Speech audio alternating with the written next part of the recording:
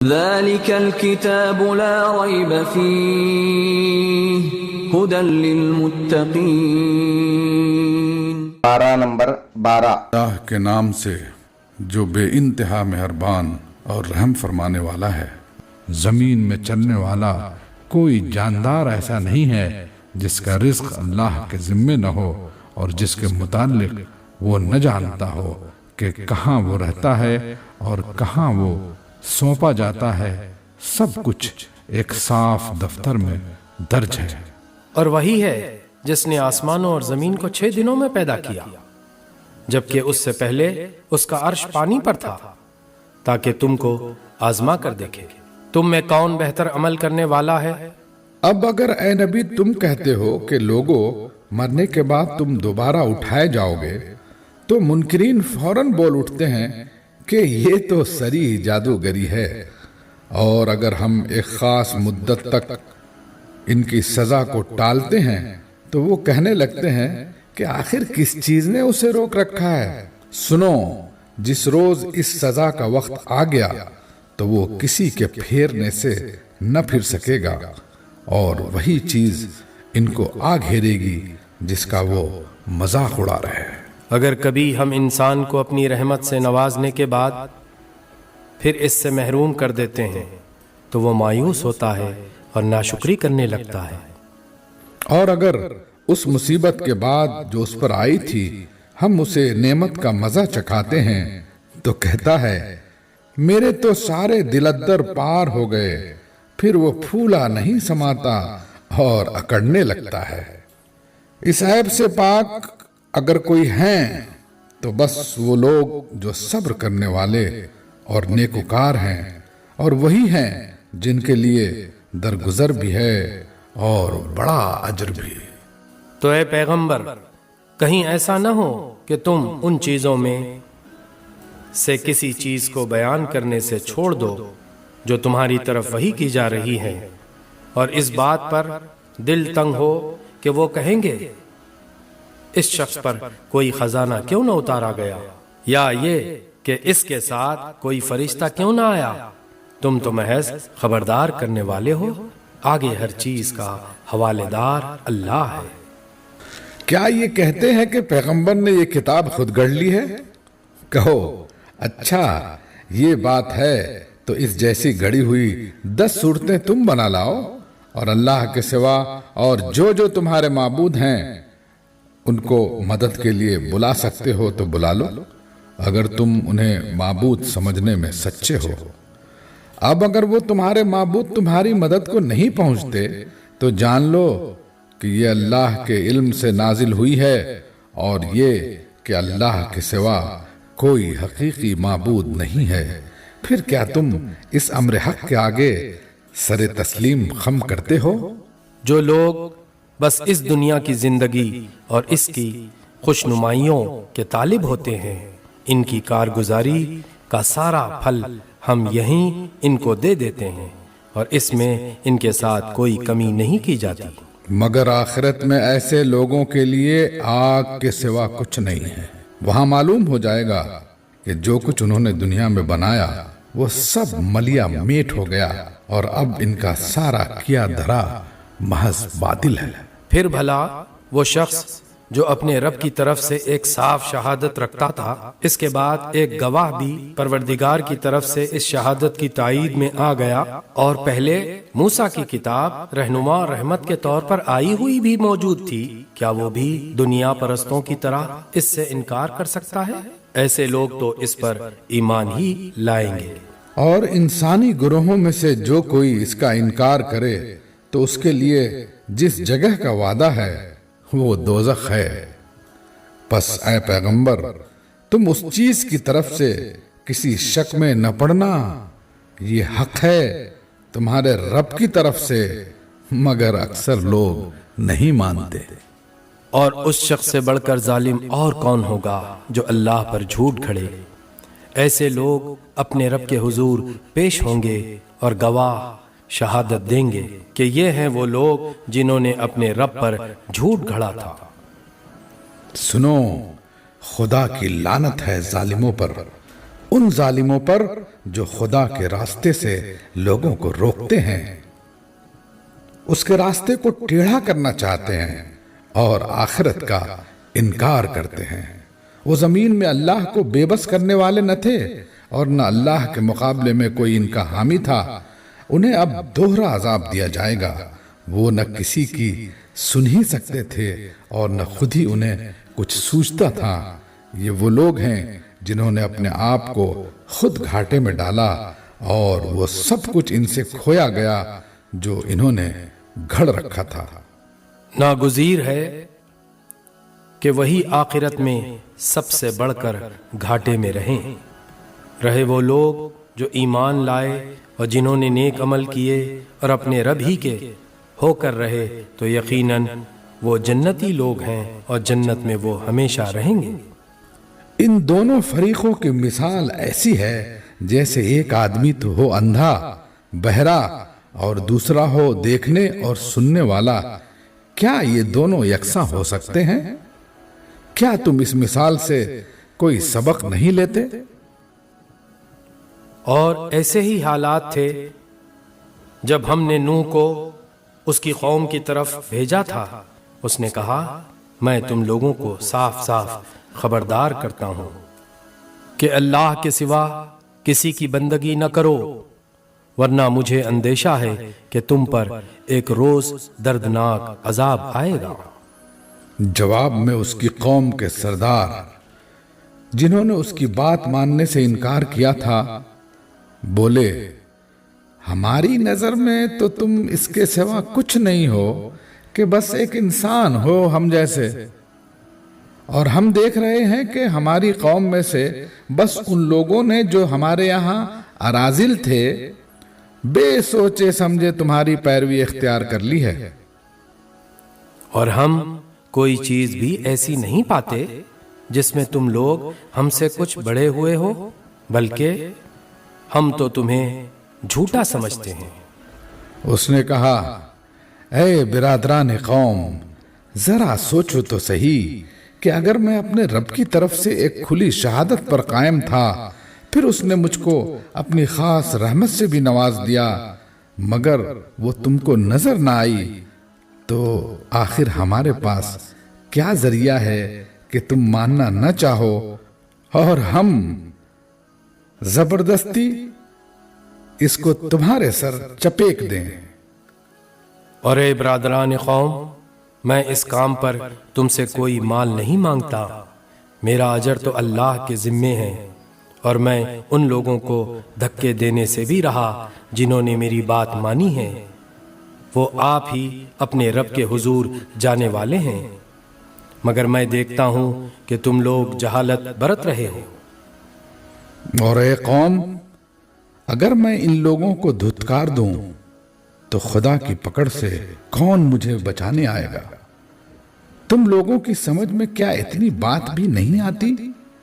اور میں تم سے نہیں کہتا کہ میرے پاس اللہ کے خزانے ہیں، نہ یہ کہتا ہوں کہ میں غیب کا علم رکھتا ہوں، نہ یہ میرا دعویٰ ہے کہ میں فرشتہ ہوں، اور یہ بھی میں نہیں کہہ سکتا کہ جن لوگوں کو تمہاری آنکھیں حقارت سے دیکھتی ہیں انہیں اللہ نے کوئی بھلائی نہیں دی۔ ان کے نفس کا حال اللہ ہی بہتر جانتا ہے۔ اگر میں ایسا کہوں تو ظالم ہوگا۔ آخرکار ان لوگوں نے کہا، اے نوح، تم نے ہم سے جھگڑا کیا اور بہت کر لیا، اب تو بس وہ عذاب لے آؤ جس کی تم ہمیں دھمکی دیتے ہو اگر سچے ہو۔ نوح نے جواب دیا، وہ تو اللہ ہی لائے گا اگر چاہے گا، اور تم اتنا بلبوتا نہیں رکھتے کہ اسے روک دو۔ اب اگر میں تمہاری کچھ خیر خواہی کرنا بھی چاہوں تو میری خیر خواہی تمہیں کوئی فائدہ نہیں دے سکتی جبکہ اللہ ہی نے تمہیں بھٹکا دینے کا ارادہ کر لیا ہو۔ وہی تمہارا رب ہے اور اسی کی طرف تمہیں پلٹنا ہے۔ اے نبی، کیا یہ لوگ کہتے ہیں کہ اس شخص نے یہ سب کچھ خود گھڑ لیا ہے؟ ان سے کہو، اگر میں نے یہ خود گھڑا ہے تو مجھ پر اپنے جرم کی ذمہ داری ہے، اور جو جرم تم کر رہے ہو اس کی ذمہ داری سے میں بری ہوں۔ نوح پر وحی کی گئی کہ تمہاری قوم میں سے جو لوگ ایمان لا چکے بس وہ لا چکے، اب کوئی ماننے والا نہیں ہے۔ ان کے کرتوتوں پر غم کھانا چھوڑ دو اور ہماری نگرانی میں ہماری وحی کے مطابق ایک کشتی بنانی شروع کر دو۔ اور دیکھو جن لوگوں نے ظلم کیا ہے ان کے حق میں مجھ سے کوئی سفارش نہ کرنا، یہ سارے کے سارے اب ڈوبنے والے ہیں۔ نوح کشتی بنا رہا تھا اور اس کی قوم کے سرداروں میں سے جو کوئی اس کے پاس سے گزرتا تھا وہ اس کا مذاق اڑاتا تھا۔ اس نے کہا اگر تم ہم پر ہنستے ہو تو ہم بھی تم پر ہنس رہے ہیں، ان قریب تمہیں خود معلوم ہو جائے گا کہ کس پر وہ عذاب آتا ہے جو اسے رسوا کر دے گا اور کس پر وہ بلا ٹوٹ پڑتی ہے جو ٹالے نہ ٹلے گی۔ یہاں تک کہ جب ہمارا حکم آ گیا اور وہ تنور ابل پڑا تو ہم نے کہا ہر قسم کے جانوروں کا ایک ایک جوڑا کشتی میں رکھ لو، اپنے گھر والوں کو بھی، سوائے ان اشخاص کے جن کی نشاندہی پہلے کی جا چکی ہے، اس میں سوار کرا دو اور ان لوگوں کو بھی بٹھا لو جو ایمان لائے ہیں۔ اور تھوڑے ہی لوگ تھے جو نوح کے ساتھ ایمان لائے تھے۔ نوح نے کہا سوار ہو جاؤ اس میں، اللہ ہی کے نام سے ہے اس کا چلنا بھی اور اس کا ٹھہرنا بھی، میرا رب بڑا غفور و رحیم ہے۔ کشتی ان لوگوں کو لیے چلی جا رہی تھی اور ایک ایک موج پہاڑ کی طرح اٹھ رہی تھی۔ نوح کا بیٹا دور فاصلے پر تھا۔ نوح نے پکار کر کہا بیٹا ہمارے ساتھ سوار ہو جا، کافروں کے ساتھ نہ رہ، میں ابھی ایک پہاڑ پر چڑھا جاتا ہوں جو مجھے پانی سے بچا لے گا۔ نوح نے کہا آج کوئی چیز اللہ کے حکم سے بچانے والی نہیں ہے سوائے اس کے کہ اللہ ہی کسی پر رحم فرمائے۔ اتنے میں ایک موج دونوں کے درمیان حائل ہو گئی اور وہ بھی ڈوبنے والوں میں شامل ہو گیا۔ حکم ہوا اے زمین اپنا سارا پانی نکل جا اور اے آسمان رک جا، چنانچہ پانی زمین میں بیٹھ گیا، فیصلہ چکا دیا گیا۔ کشتی جودی پر ٹک گئی اور کہہ دیا گیا کہ دور ہوئی ظالموں کی قوم۔ نوح نے اپنے رب کو پکارا، کہا اے رب میرا بیٹا میرے گھر والوں میں سے ہے اور تیرا وعدہ سچا ہے اور تو سب حاکموں سے بڑا اور بہتر حاکم ہے۔ جواب میں ارشاد ہوا اے نوح وہ تیرے گھر والوں میں سے نہیں ہے، وہ تو ایک بگڑا ہوا کام ہے، لہذا تو اس بات کی مجھ سے درخواست نہ کر جس کی حقیقت تو نہیں جانتا۔ میں تجھے نصیحت کرتا ہوں کہ اپنے آپ کو جاہلوں کی طرح نہ بنا لے۔ نوح نے فوراً عرض کیا اے میرے رب میں تیری پناہ مانگتا ہوں اس سے کہ وہ چیز تجھ سے مانگوں جس کا مجھے علم نہیں۔ اگر تو نے مجھے معاف نہ کیا اور رحم نہ فرمایا تو میں برباد ہو جاؤں گا۔ حکم ہوا اے نوح اتر جا، ہماری طرف سے سلامتی اور برکتیں ہیں تجھ پر اور ان گروہوں پر جو تیرے ساتھ ہیں، اور کچھ گروہ ایسے بھی ہیں جن کو ہم کچھ مدت سامان زندگی بخشیں گے، پھر انہیں ہماری طرف سے دردناک عذاب پہنچے گا۔ اے نبی یہ غیب کی خبریں ہیں جو ہم تمہاری طرف وحی کر رہے ہیں، اس سے پہلے نہ تم ان کو جانتے تھے اور نہ تمہاری قوم، پس صبر کرو، انجام کار متقیوں ہی کے حق میں ہے۔ اور عاد کی طرف ہم نے ان کے بھائی ہود کو بھیجا، اس نے کہا اے برادران قوم اللہ کی بندگی کرو، تمہارا کوئی خدا اس کے سوا نہیں ہے، تم نے محض جھوٹ گڑھ رکھے ہیں۔ اے برادران قوم اس کام پر میں تم سے کوئی اجر نہیں چاہتا، میرا اجر تو اس کے ذمہ ہے جس نے مجھے پیدا کیا ہے، کیا تم عقل سے ذرا کام نہیں لیتے؟ اور اے میری قوم کے لوگوں اپنے رب سے معافی چاہو، پھر اس کی طرف پلٹو، وہ تم پر آسمان کے دہانے کھول دے گا اور تمہاری موجودہ قوت پر مزید قوت کا اضافہ کرے گا، مجرم بن کر منہ نہ پھیرو۔ انہوں نے جواب دیا، اے ہود، تو ہمارے پاس کوئی سری شہادت لے کر نہیں آیا ہے، اور تیرے کہنے سے ہم اپنے معبودوں کو نہیں چھوڑ سکتے، اور تجھ پر ہم ایمان لانے والے نہیں ہیں۔ ہم تو یہ سمجھتے ہیں کہ تیرے اوپر ہمارے معبودوں میں سے کسی کی مار پڑ گئی ہے۔ ہود نے کہا، میں اللہ کی شہادت پیش کرتا ہوں اور تم گواہ رہو کہ یہ جو اللہ کے سوا دوسروں کو تم نے خدائی میں شریک ٹھہرا رکھا ہے، اس سے میں بیزار ہوں۔ تم سب کے سب مل کر میرے خلاف اپنی کرنی میں کسر نہ اٹھا رکھو اور مجھے ذرا مہلت نہ دو۔ میرا بھروسہ اللہ پر ہے جو میرا رب بھی ہے اور تمہارا رب بھی۔ کوئی جاندار ایسا نہیں جس کی چوٹی اس کے ہاتھ میں نہ ہو۔ بے شک میرا رب سیدھی راہ پر ہے، اگر تم منہ پھیرتے ہو تو پھیر لو۔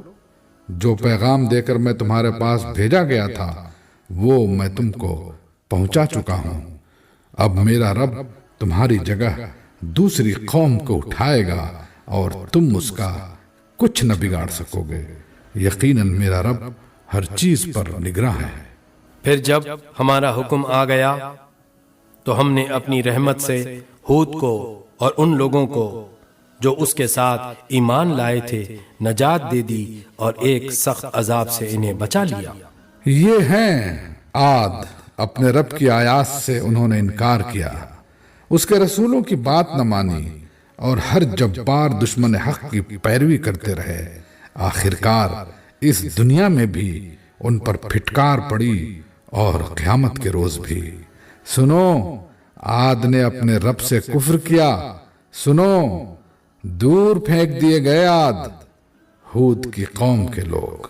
اور سمود کی طرف ہم نے ان کے بھائی صالح کو بھیجا، اس نے کہا، اے میری قوم کے لوگو، اللہ کی بندگی کرو، اس کے سوا تمہارا کوئی خدا نہیں ہے۔ وہی ہے جس نے تم کو زمین سے پیدا کیا ہے اور یہاں تم کو بسایا ہے، لہٰذا تم اس سے معافی چاہو اور اس کی طرف پلٹ آؤ۔ یقیناً میرا رب قریب ہے اور وہ دعاؤں کا جواب دینے والا ہے۔ انہوں نے کہا، اے صالح، اس سے پہلے تو ہمارے درمیان ایسا شخص تھا جس سے بڑی توقعات وابستہ تھیں۔ کیا تو ہمیں ان معبودوں کی پرستش سے روکنا چاہتا ہے جن کی پرستش ہمارے باپ دادا کرتے تھے؟ تو جس طریقے کی طرف ہمیں بلا رہا ہے اس کے بارے میں ہم کو سخت شبہ ہے، جس نے ہمیں خلجان میں ڈال رکھا ہے۔ صالح نے کہا، اے برادران قوم، تم نے کچھ اس بات پر بھی غور کیا کہ اگر میں اپنے رب کی طرف سے ایک صاف شہادت رکھتا تھا اور پھر اس نے اپنی رحمت سے بھی مجھ کو نواز دیا، تو اس کے بعد اللہ کی پکڑ سے مجھے کون بچائے گا اگر میں اس کی نافرمانی کروں؟ تم میرے کس کام آ سکتے ہو سوائے اس کے کہ مجھے اور زیادہ خسارے میں ڈال دو۔ اور اے میری قوم کے لوگو، دیکھو یہ اللہ کی اونٹنی تمہارے لیے ایک نشانی ہے، اسے خدا کی زمین میں چرنے کے لیے آزاد چھوڑ دو، اس سے ذرا تعرض نہ کرنا، ورنہ کچھ زیادہ دیر نہ گزرے گی کہ تم پر خدا کا عذاب آ جائے گا۔ مگر انہوں نے اونٹنی کو مار ڈالا۔ اس پر صالح نے ان کو خبردار کر دیا کہ بس اب 3 دن اپنے گھروں میں اور رہ بس لو، یہ ایسی میعاد ہے جو جھوٹی نہ ثابت ہوگی۔ آخرکار جب ہمارے فیصلے کا وقت آ گیا تو ہم نے اپنی رحمت سے صالح کو اور ان لوگوں کو جو اس کے ساتھ ایمان لائے تھے بچا لیا، اور اس دن کی رسوائی سے ان کو محفوظ رکھا۔ بے شک تیرا رب ہی دراصل طاقتور اور بالا دست ہے۔ رہے وہ لوگ جنہوں نے ظلم کیا تھا تو ایک سخت دھماکے نے ان کو دھر لیا، اور وہ اپنی بستیوں میں اس طرح بے حس و حرکت پڑے کے پڑے رہ گئے کہ گویا وہ وہاں کبھی بسے ہی نہ تھے۔ سنو، سمود نے اپنے رب سے کفر کیا، سنو، دور پھینک دیے گئے سمود، اور دیکھو ابراہیم کے پاس ہمارے فرشتے خوشخبری لیے ہوئے پہنچے، کہا تم پر سلام ہو۔ ابراہیم نے جواب دیا، تم پر بھی سلام ہو۔ پھر کچھ دیر نہ گزری کہ ابراہیم ایک بھنا ہوا بچڑا ان کی ضیافت کے لیے لے آیا، مگر جب دیکھا کہ ان کے ہاتھ کھانے پر نہیں بڑھتے تو وہ ان سے مشتبہ ہو گیا اور دل میں ان سے خوف محسوس کرنے لگا۔ انہوں نے کہا، ڈرو نہیں، ہم تو لوط کی قوم کی طرف بھیجے گئے ہیں۔ ابراہیم کی بیوی بھی کھڑی ہوئی تھی، وہ یہ سن کر ہنس دی۔ پھر ہم نے اس کو اسحاق اور اسحاق کے بعد یعقوب کی خوشخبری دی۔ وہ بولی، ہائے میری کم بختی، کیا اب میرے ہاں اولاد ہوگی جبکہ میں بڑھیا پھوس ہو گئی اور میرے میاں بھی بوڑھے ہو چکے؟ یہ تو بڑی عجیب بات ہے۔ فرشتوں نے کہا، اللہ کے حکم پر تعجب کرتی ہو؟ ابراہیم کے گھر والوں، تم لوگوں پر تو اللہ کی رحمت اور اس کی برکتیں ہیں، اور یقیناً اللہ نہایت قابل تعریف اور بڑی شان والا ہے۔ پھر جب ابراہیم کی گھبراہٹ دور ہو گئی اور اولاد کی بشارت سے اس کا دل خوش ہو گیا تو اس نے قوم لوط کے معاملے میں ہم سے جھگڑا شروع کیا۔ حقیقت میں ابراہیم بڑا حلیم اور نرم دل آدمی تھا اور ہر حال میں ہماری طرف رجوع کرتا تھا۔ آخرکار ہمارے فرشتوں نے اس سے کہا، اے ابراہیم، تمہارے رب کا حکم ہو چکا ہے اور اب ان لوگوں پر وہ عذاب آ کر رہے گا جو کسی کے پھیرے نہیں پھر سکتا۔ اور جب ہمارے فرشتے لوط کے پاس پہنچے تو ان کی آمد سے وہ بہت گھبرایا اور دل تنگ ہوا اور کہنے لگا کہ آج بڑی مصیبت کا دن ہے۔ ان مہمانوں کا آنا تھا کہ اس کی قوم کے لوگ بے اختیار اس کے گھر کی طرف دوڑ پڑے۔ پہلے سے وہ ایسی ہی بدکاریوں کے خوگر تھے۔ لوط نے ان سے کہا، بھائیو، یہ میری بیٹیاں موجود ہیں، یہ تمہارے لیے پاکیزہ تر ہیں، کچھ خدا کا خوف کرو اور میرے مہمانوں کے معاملے میں مجھے ذلیل نہ کرو۔ کیا تم میں کوئی بھلا آدمی نہیں؟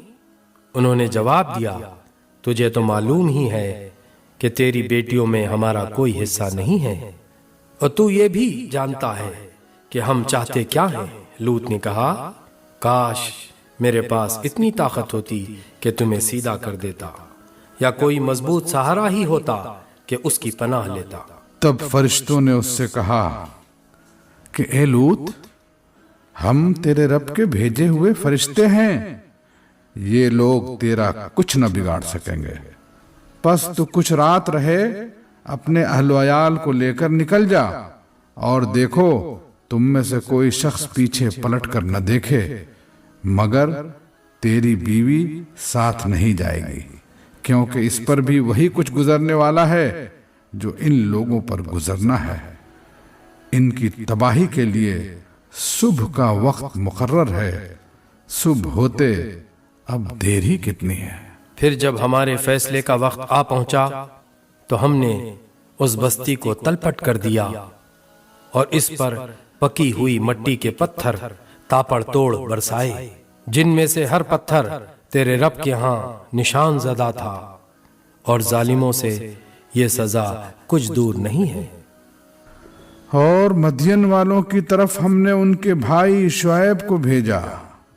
اس نے کہا، اے میری قوم کے لوگو، اللہ کی بندگی کرو، اس کے سوا تمہارا کوئی خدا نہیں ہے، اور ناپ تول میں کمی نہ کیا کرو۔ آج میں تم کو اچھے حال میں دیکھ رہا ہوں، مگر مجھے ڈر ہے کہ کل تم پر ایسا دن آئے گا جس کا عذاب سب کو گھیر لے گا۔ اور اے برادران قوم، ٹھیک ٹھیک انصاف کے ساتھ پورا ناپو اور تولو، اور لوگوں کو ان کی چیزوں میں گھاٹا نہ دیا کرو، اور زمین میں فساد نہ پھیلاتے پھرو۔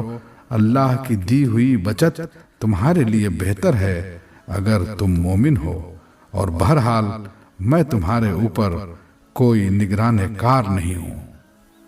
انہوں نے جواب دیا، اے شعیب، کیا تیری نماز تجھے یہ سکھاتی ہے کہ ہم ان سارے معبودوں کو چھوڑ دیں جن کی پرستش ہمارے باپ دادا کرتے تھے، یا یہ کہ ہم کو اپنے مال میں اپنے منشے کے مطابق تصرف کرنے کا اختیار نہ ہو؟ بس تو ہی تو ایک عالی ظرف اور راس باز آدمی رہ گیا ہے۔ شعیب نے کہا، بھائیو تم خود ہی سوچو کہ اگر میں اپنے رب کی طرف سے ایک کھلی شہادت پر تھا اور پھر اس نے مجھے اپنے ہاتھ سے اچھا رزق بھی عطا کیا، تو اس کے بعد میں تمہاری گمراہیوں اور حرام خوریوں میں تمہارا شریک حال کیسے ہو سکتا ہوں؟ اور میں ہرگز یہ نہیں چاہتا کہ جن باتوں سے میں تم کو روکتا ہوں ان کا خود ارتکاب کروں۔ میں تو اصلاح کرنا چاہتا ہوں جہاں تک بھی میرا بس چلے۔ اور یہ جو کچھ میں کرنا چاہتا ہوں اس کا سارا انحصار اللہ کی توفیق پر ہے۔ اسی پر میں نے بھروسہ کیا اور ہر معاملے میں اسی کی طرف میں رجوع کرتا ہوں۔ اور اے برادران قوم، میرے خلاف تمہاری ہٹ دھرمی کہیں یہ نوبت نہ پہنچا دے کہ آخرکار تم پر بھی وہی عذاب آ کر رہے جو نوح یا ہود یا صالح کی قوم پر آیا تھا۔ اور لوط کی قوم تو تم سے کچھ زیادہ دور بھی نہیں ہے۔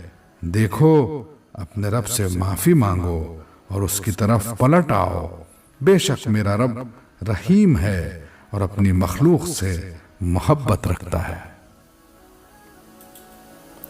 انہوں نے جواب دیا، اے شعیب تیری بہت سی باتیں تو ہماری سمجھ ہی میں نہیں آتی، اور ہم دیکھتے ہیں کہ تو ہمارے درمیان ایک بے زور آدمی ہے۔ تیری برادری نہ ہوتی تو ہم کبھی کا تجھے سنسار کر چکے ہوتے۔ تیرا بلبوتا تو اتنا نہیں ہے کہ ہم پر بھاری ہو۔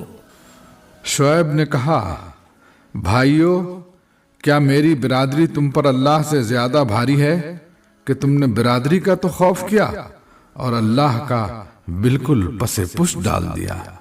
جان رکھو کہ جو کچھ تم کر رہے ہو وہ اللہ کی گرفت سے باہر نہیں ہے۔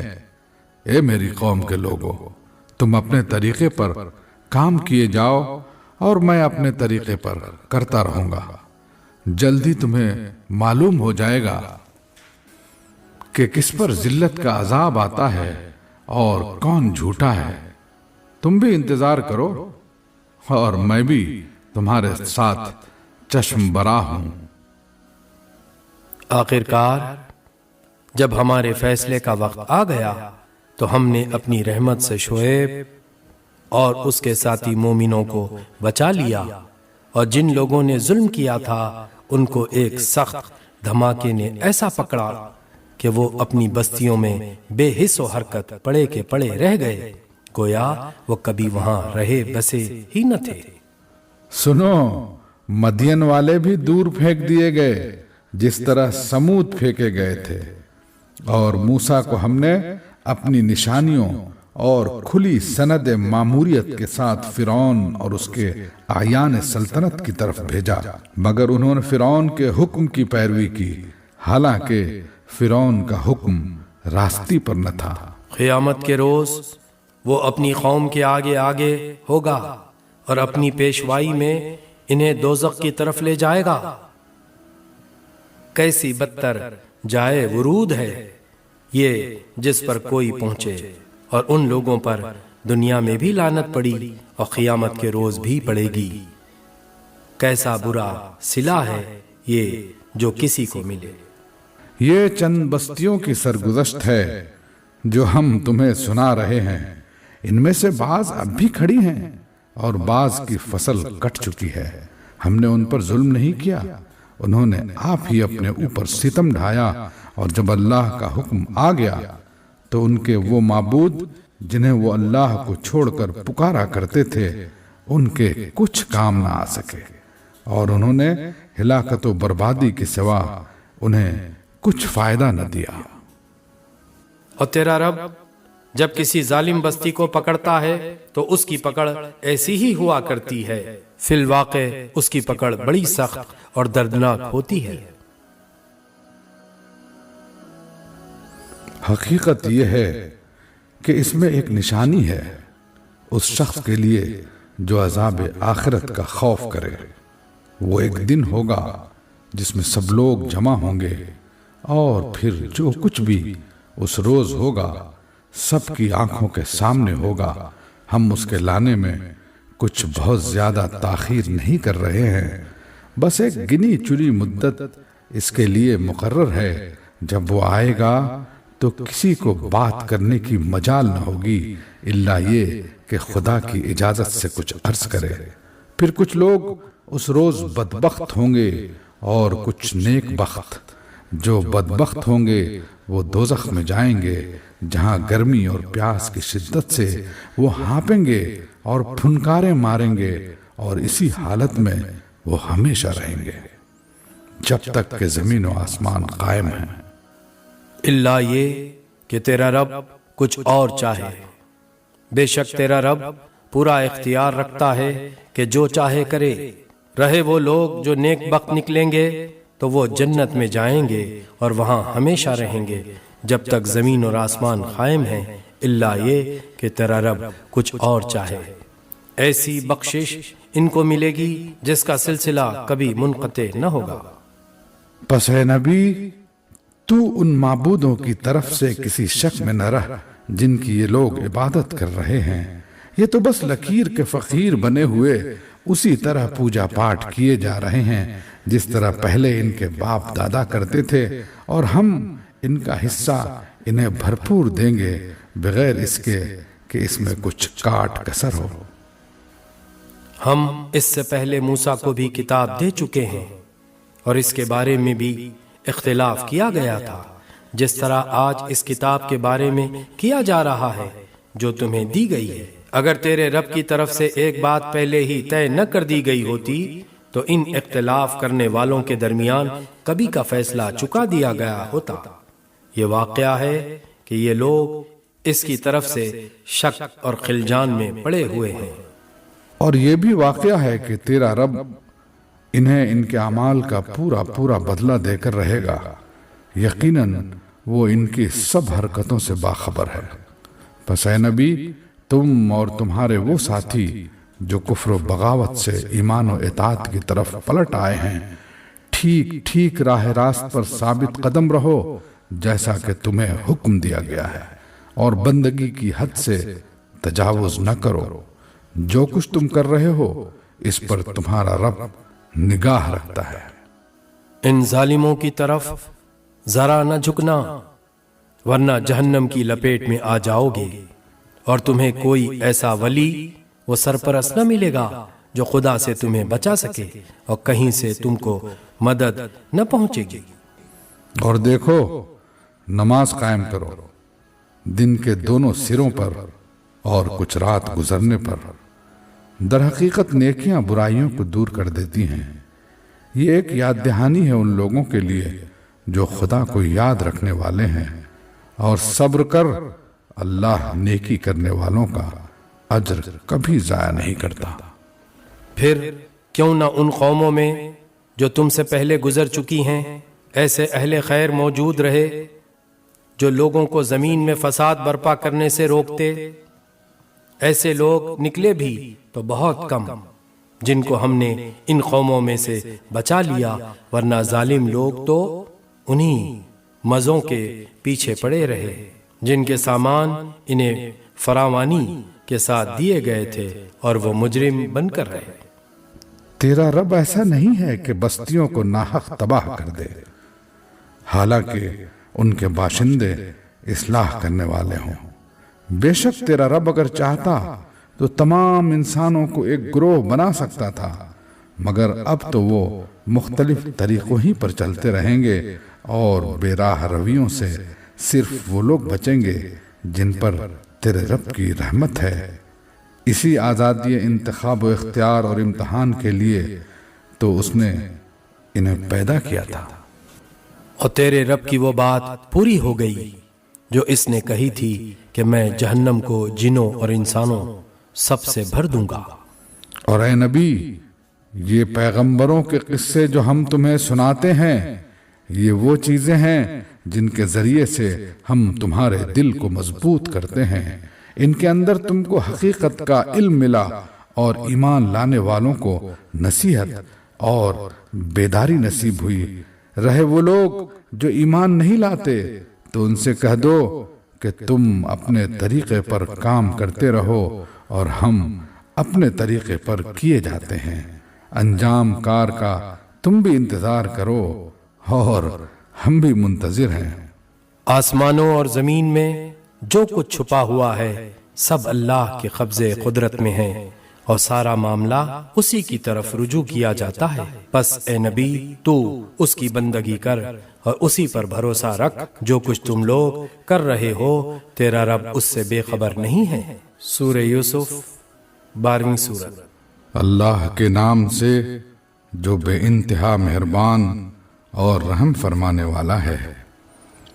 الف لام را، یہ اس کتاب کی آیات ہیں جو اپنا مدعا صاف صاف بیان کرتی ہے۔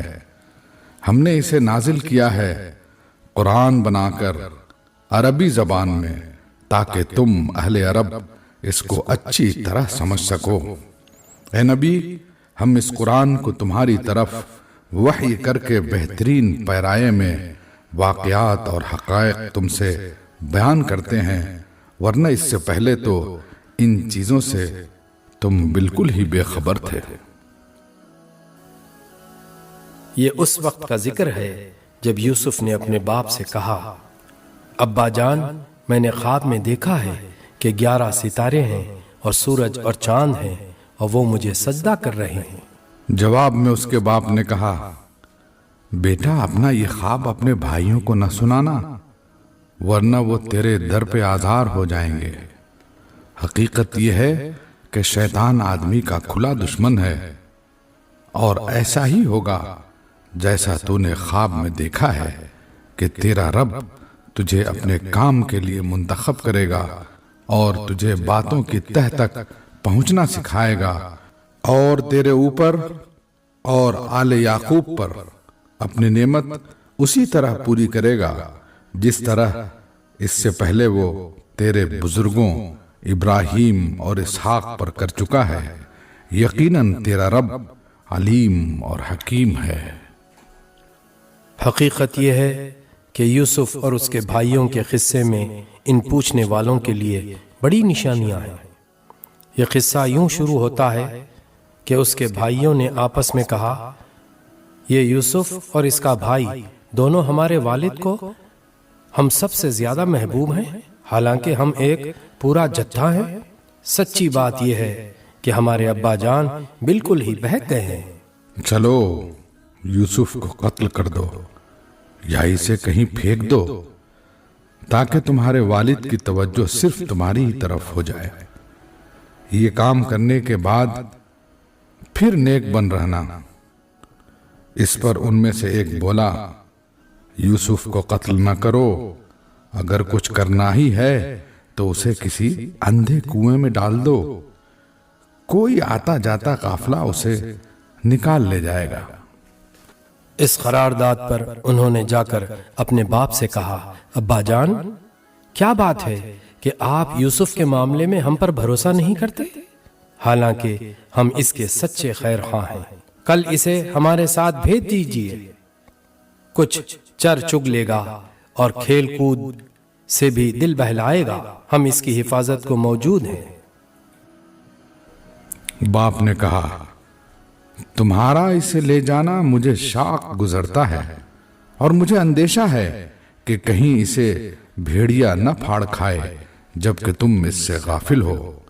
انہوں نے جواب دیا، اگر ہمارے ہوتے اسے بھیڑیے نے کھا لیا جبکہ ہم ایک جتھا ہیں تب تو ہم بڑے ہی نکمے ہوں گے۔ اس طرح اصرار کر کے جب وہ اسے لے گئے اور انہوں نے طے کر لیا کہ اسے ایک اندھے کنویں میں چھوڑ دیں، تو ہم نے یوسف کو وحی کی کہ ایک وقت آئے گا جب تو ان لوگوں کو ان کی یہ حرکات جتائے گا، یہ اپنے فعل کے نتائج سے بے خبر ہیں۔ شام کو وہ روتے پیٹتے اپنے باپ کے پاس آئے اور کہا، ابا جان، ہم دوڑ کا مقابلہ کرنے میں لگ گئے تھے اور یوسف کو ہم نے اپنے سامان کے پاس چھوڑ دیا تھا کہ اتنے میں بھیڑیا آ کر اسے کھا گیا۔ آپ ہماری بات کا یقین نہ کریں گے چاہے ہم سچے ہی ہوں۔ اور وہ یوسف کے قمیص پر جھوٹ موٹ کا خون لگا کر لے آئے تھے۔ یہ سن کر ان کے باپ نے کہا، بلکہ تمہارے نفس نے تمہارے لیے ایک بڑے کام کو آسان بنا دیا۔ اچھا، صبر کروں گا اور بخوبی صبر کروں گا۔ جو بات تم بنا رہے ہو اس پر اللہ ہی سے مدد مانگی جا سکتی ہے۔ ادھر ایک قافلہ آیا اور اس نے اپنے سقے کو پانی لانے کے لیے بھیجا۔ سقے نے جو کنویں میں ڈول ڈالا تو یوسف کو دیکھ کر پکار اٹھا، مبارک ہو، یہاں تو ایک لڑکا ہے۔ ان لوگوں نے اس کو مال تجارت سمجھ کر چھپا لیا، حالانکہ جو کچھ وہ کر رہے تھے خدا اس سے باخبر تھا۔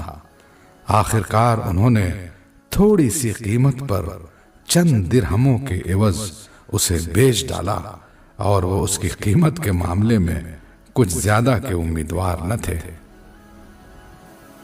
مصر کے جس شخص نے اسے خریدا اس نے اپنی بیوی سے کہا، اس کو اچھی طرح رکھنا، بعید نہیں کہ یہ ہمارے لیے مفید ثابت ہو یا ہم اسے بیٹا بنا لیں۔ اس طرح ہم نے یوسف کے لیے اس سرزمین میں قدم جمانے کی صورت نکالی اور اسے معاملہ فہمی کی تعلیم دینے کا انتظام کیا۔ اللہ اپنا کام کر کے رہتا ہے، مگر اکثر لوگ جانتے نہیں ہیں۔ اور جب وہ اپنی پوری جوانی کو پہنچا تو ہم نے اسے قوت فیصلہ اور علم عطا کیا۔ اس طرح ہم نیک لوگوں کو جزا دیتے ہیں۔ جس عورت کے گھر میں وہ تھا وہ اس پر ڈورے ڈالنے لگی اور ایک روز دروازے بند کر کے بولی، آجا۔ یوسف نے کہا، خدا کی پناہ، میرے رب نے تو مجھے اچھی منزلت بخشی اور میں یہ کام کروں؟ ایسے ظالم کبھی فلاح نہیں پایا کرتے۔ وہ اس کی طرف بڑھی اور یوسف بھی اس کی طرف بڑھتا اگر اپنے رب کی برہان نہ دیکھ لیتا۔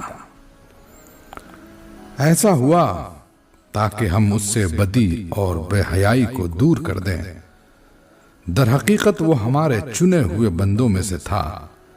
آخرکار یوسف اور وہ آگے پیچھے دروازے کی طرف بھاگے اور اس نے پیچھے سے یوسف کا قمیص کھینچ کر پھاڑ دیا۔ دروازے پر دونوں نے اس کے شوہر کو موجود پایا۔ اسے دیکھتے ہی عورت کہنے لگی، کیا سزا ہے اس شخص کی جو تیری گھر والی پر نیت خراب کرے؟ اس کے سوا اور کیا سزا ہو سکتی ہے کہ وہ قید کیا جائے یا اسے سخت عذاب دیا جائے؟ یوسف نے کہا، یہی مجھے پھانسنے کی کوشش کر رہی تھی۔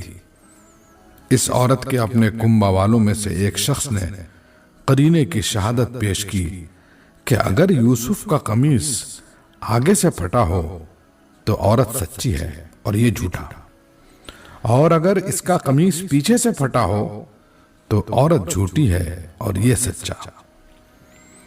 جب شوہر نے دیکھا کہ یوسف کا قمیص پیچھے سے پھٹا ہے تو اس نے کہا، یہ تم عورتوں کی چالاکیاں ہیں، واقعی بڑے غضب کی ہوتی ہیں تمہاری چالیں۔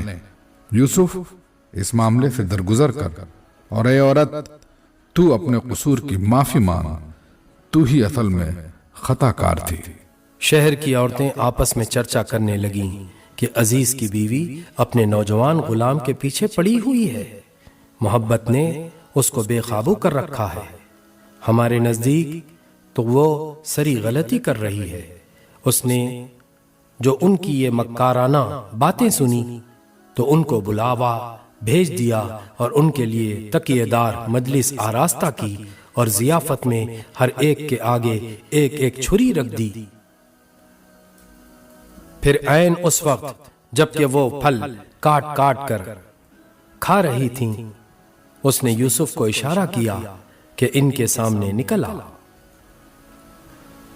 جب ان عورتوں کی نگاہ اس پر پڑی تو وہ دنگ رہ گئی اور اپنے ہاتھ کاٹ بیٹھیں اور بے ساختہ پکار اٹھیں، حاشا للہ، یہ شخص انسان نہیں ہے، یہ تو کوئی بزرگ فرشتہ ہے۔ عزیز کی بیوی نے کہا، دیکھ لیا، یہ ہے وہ شخص جس کے معاملے میں تم مجھ پر باتیں بناتی تھی۔ بے شک میں نے اسے رجھانے کی کوشش کی تھی، مگر یہ بچ نکلا۔ اگر یہ میرا کہنا نہ مانے گا تو قید کیا جائے گا اور بہت ذلیل و خوار ہوگا۔ یوسف نے کہا، اے میرے رب، قید مجھے منظور ہے بنسبت اس کے کہ میں وہ کام کروں جو یہ لوگ مجھ سے چاہتے ہیں، اور اگر تو نے ان کی چالوں کو مجھ سے دفع نہ کیا تو میں ان کے دام میں پھنس جاؤں گا اور جاہلوں میں شامل ہو رہوں گا۔ اس کے رب نے اس کی دعا قبول کی اور ان عورتوں کی چالیں اس سے دفع کر دیں۔ بے شک وہی ہے جو سب کی سنتا اور سب کچھ جانتا ہے۔ پھر ان لوگوں کو یہ سوجھی کہ ایک مدت کے لیے اسے قید کر دیں، حالانکہ وہ اس کی پاک دامنی اور خود اپنی عورتوں کے برے اطوار کی سری نشانیاں دیکھ چکے تھے۔ قید خانے میں 2 غلام اور بھی اس کے ساتھ داخل ہوئے۔ ایک روز ان میں سے ایک نے کہا، میں نے خواب دیکھا ہے کہ میں شراب کشید کر رہا ہوں۔ دوسرے نے کہا، میں نے دیکھا کہ میرے سر پر روٹیاں رکھی ہیں اور پرندے ان کو کھا رہے ہیں۔ دونوں نے کہا، ہمیں اس کی تعبیر بتائیے، ہم دیکھتے ہیں کہ آپ ایک نیک آدمی ہیں۔ یوسف نے کہا، یہاں جو کھانا تمہیں ملا کرتا ہے اس کے آنے سے پہلے میں تمہیں ان خوابوں کی تعبیر بتا دوں گا۔ یہ ان علوم میں سے ہے جو میرے رب نے مجھے عطا کیے ہیں۔ واقعہ یہ ہے کہ میں نے ان لوگوں کا طریقہ چھوڑ کر جو اللہ پر ایمان نہیں لاتے اور آخرت کا انکار کرتے ہیں، اپنے بزرگوں ابراہیم، اسحاق اور یعقوب کا طریقہ اختیار کیا ہے۔ ہمارا یہ کام نہیں ہے کہ اللہ کے ساتھ کسی کو شریک ٹھہرائیں، در حقیقت یہ اللہ کا فضل ہے ہم پر اور تمام انسانوں پر کہ اس نے اپنے سوا کسی کا بندہ ہمیں نہیں بنایا، مگر اکثر لوگ شکر نہیں کرتے ہیں۔ اے زندان کے ساتھیوں، تم خود ہی سوچو کہ بہت سے متفرق رب بہتر ہیں یا وہ ایک اللہ جو سب پر غالب ہے؟ اس کو چھوڑ کر تم جن کی بندگی کر رہے ہو وہ اس کے سوا کچھ نہیں ہیں کہ بس چند نام ہیں جو تم نے اور تمہارے آبا و اجداد نے رکھ لیے ہیں۔ اللہ نے ان کے لیے کوئی سند نازل نہیں کی۔ فرما روائی کا اقتدار اللہ کے سوا کسی کے لیے نہیں ہے۔ اس کا حکم ہے کہ خود اس کے سوا تم کسی کی بندگی نہ کرو۔ یہی ٹھیٹھ سیدھا طریق زندگی ہے، مگر اکثر لوگ جانتے نہیں ہیں۔ اے زندان کے ساتھیوں، تمہارے خواب کی تعبیر یہ ہے کہ تم میں سے ایک تو اپنے رب شاہ مصر کو شراب پلائے گا، رہا دوسرا تو اسے سولی پر چڑھایا جائے گا اور پرندے اس کا سر نوچ نوچ کر کھائیں گے۔ فیصلہ ہو گیا اس بات کا جو تم پوچھ رہے تھے۔ پھر ان میں سے جس کے متعلق خیال تھا کہ وہ رہا ہو جائے گا، اس سے یوسف نے کہا، اپنے رب شاہ مصر سے میرا ذکر کرنا۔ مگر شیطان نے اسے ایسا غفلت میں ڈالا کہ وہ اپنے رب شاہ مصر سے اس کا ذکر کرنا بھول گیا، اور یوسف کئی سال قید خانے میں پڑا رہا۔ ایک روز بادشاہ نے کہا، میں نے خواب میں دیکھا ہے کہ 7 موٹی گائیں ہیں جن کو 7 دبلی گائیں کھا رہی ہیں، اور اناج کی 7 بالیں ہری ہیں اور دوسری 7 سوکھی۔ اے اہل دربار، مجھے اس خواب کی تعبیر بتاؤ اگر تم خوابوں کا مطلب سمجھتے ہو۔ لوگوں نے کہا، یہ تو پریشان خوابوں کی باتیں ہیں اور ہم اس طرح کے خوابوں کا مطلب نہیں جانتے۔ ان 2 قیدیوں میں سے جو شخص بچ گیا تھا اور اسے ایک مدت دراز کے بعد اب بات یاد آئی اور اس نے کہا، میں آپ حضرات کو اس کی تعویل بتاتا ہوں، مجھے ذرا قید خانے میں یوسف کے پاس بھیج دیجیے۔ اس نے جا کر کہا، یوسف، اے سراپا راستی، مجھے اس خواب کا مطلب بتا کہ 7 موٹی گائیں ہیں جن کو 7 دبلی گائیں کھا رہی ہیں، اور 7 بالیں ہری ہیں اور 7 سوکھی۔ شاید کہ میں ان لوگوں کے پاس واپس جاؤں اور شاید کہ وہ جان لیں۔ یوسف نے کہا، 7 برس تک لگاتار تم کھیتی باڑی کرتے رہو گے۔ اس دوران میں جو فصلیں تم کاٹو ان میں سے بس تھوڑا سا حصہ جو تمہاری خوراک کے کام آئے نکالو، اور باقی کو اس کی بالوں ہی میں رہنے دو۔ پھر 7 برس بہت سخت آئیں گے، اس زمانے میں وہ سب غلہ کھا لیا جائے گا جو تم اس وقت کے لیے جمع کرو گے۔ اگر کچھ بچے گا تو بس وہی جو تم نے محفوظ کر رکھا ہو۔ اس کے بعد پھر 1 سال ایسا آئے گا جس میں باران رحمت سے لوگوں کی فریاد رسی کی جائے گی اور وہ رس نچوڑیں گے۔ بادشاہ نے کہا، اسے میرے پاس لاؤ۔ مگر جب شاہی فرستادہ یوسف کے پاس پہنچا تو اس نے کہا، اپنے رب کے پاس واپس جا اور اس سے پوچھ کہ ان عورتوں کا کیا معاملہ ہے جنہوں نے اپنے ہاتھ کاٹ لیے تھے۔ میرا رب تو ان کی مکاری سے واقف ہی ہے۔ اس پر بادشاہ نے ان عورتوں سے دریافت کیا، تمہارا کیا تجربہ ہے اس وقت کا جب تم نے یوسف کو رجھانے کی کوشش کی تھی؟ سب نے یک زبان ہو کر کہا، حاشا للہ، ہم نے تو اس میں بدی کا شائبہ تک نہ پایا۔ عزیز کی بیوی بول اٹھی، اب حق کھل چکا ہے، وہ میں ہی تھی جس نے اس کو پھسلانے کی کوشش کی تھی، بے شک وہ بالکل سچا ہے۔ یوسف نے کہا، اس سے میری غرض یہ تھی کہ عزیز یہ جان لے کہ میں نے در پردہ اس کی خیانت نہیں کی تھی، اور یہ کہ جو خیانت کرتے ہیں ان کی چالوں کو اللہ کامیابی کی راہ پر نہیں لگاتا۔